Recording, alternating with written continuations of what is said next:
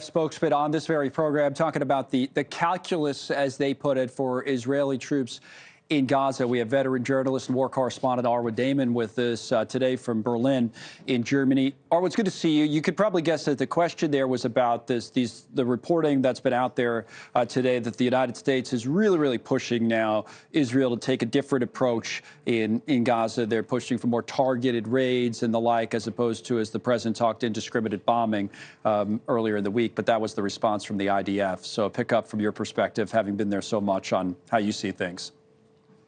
Well, first of all, the U.S. President Biden, had already told the Israelis that they did not want to see what Israel had done to the north being done to the south. Obviously, we are seeing exactly what happened in the north being repeated in the south. The other point of concern also is this reporting that is coming out that around half of the bombs that the Israelis are using are not these so-called smart bombs, but rather bombs that are not as well targeted and basically fairly indiscriminate.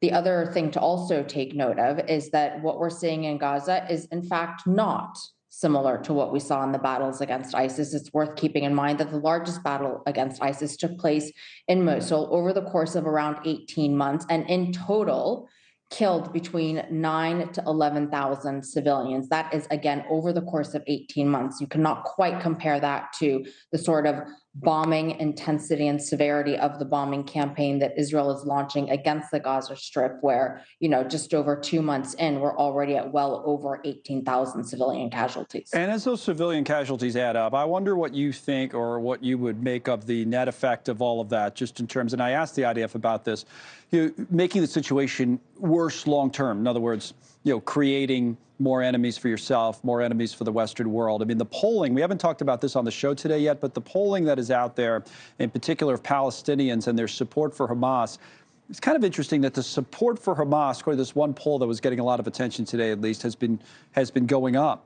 And in, again, one particular data point that I read this morning, there were 3 and 4 Palestinians who supported the October 7th attacks. Does that, or is all of this related? In other words, what you're talking about, how aggressive the bombing campaign has been, and now the rising support, apparently among Palestinian people, for Hamas? I mean, look, counterinsurgency 101 would dictate that at the very core of your strategy, you need to have protecting the civilian population and ensuring that the civilian population does not turn against you to an even greater degree, or that the civilian population does not view this enemy that you are fighting against as being their sole savior. That is not what we're seeing right now when it comes to the Israeli strategy. It is not at all surprising, because this is what just about everybody has been warning about, that the more civilians are killed, the more the civilian suffering is aggravated, the more support Hamas is going to see amongst the Palestinian civilian population, especially if we look at, the numbers not just in Gaza, but also in the West Bank, and the campaign that the IDF has been launching in the West Bank of these, widespread raids, the killings that are increasing there too. People are going to want to turn towards something that they believe can fight back to a certain degree, no matter what that fight back actually looks like. And so if you want to actually launch a long-term counterinsurgency strategy against an entity like Hamas, killing civilians and causing undue suffering is definitely not the way to go about it. Yeah, but the West Bank, particularly over the last 3 days or so, those raids you were talking about, I think they've wrapped up now, but that was some heavy stuff on the West Bank. And, to further the point, you worry about the terrorist attacks spreading to other places. I mean, you're in Berlin today, and there was the headline out of Germany earlier that the German government foiled this Hamas-related plot in Germany, I believe. So then they made a number of arrests. So this idea, and I don't know that it's directly related to how aggressive Israel is, and maybe it happens anyway, but it's this idea that this could spread and hit European cities, hit American cities.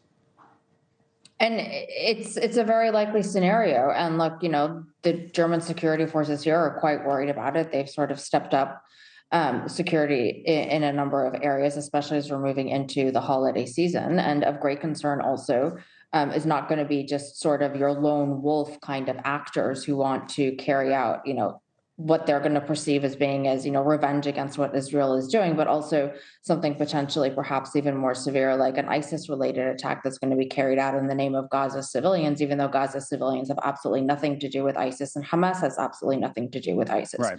But the bottom line is when you pour fuel on a fire of rage that is caused by injustice and killing and the suffering of civilians, you then create the perfect excuse for anyone out there who wants to cause harm to actually be able to justify their actions, even if that justification is completely and totally misguided. There's a reason why we have that age-old phrase of violence begets violence. Yes. Thanks so much for watching. Just go to joinnn.com to find NewsNation on your television provider. And don't forget to click the red subscribe button below to get more of NewsNation's fact-driven, unbiased coverage.